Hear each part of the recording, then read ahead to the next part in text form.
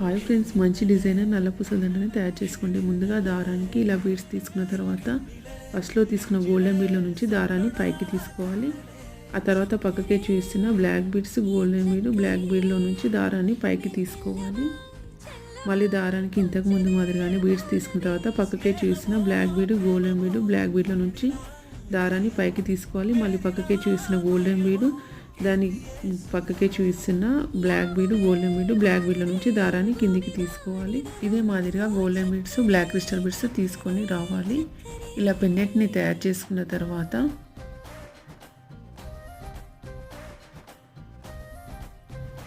ఇక్కడ golden beads మధ్యలో మధ్యలో నుంచి దారాన్ని తీసుకుంటూ ఇలా 2 ముడులు వేసుకొని బ్లాక్ బీడ్స్ని తీసుకోవాలి. 2 లైన్స్కి సేమ్ ఇటు సైడు అటు సైడు తీసుకోవాలి. 2 లైన్స్కి బ్లాక్ బీడ్స్. నల్ల పూసల దండ రెడీ అయిందండి. Please subscribe to my channel.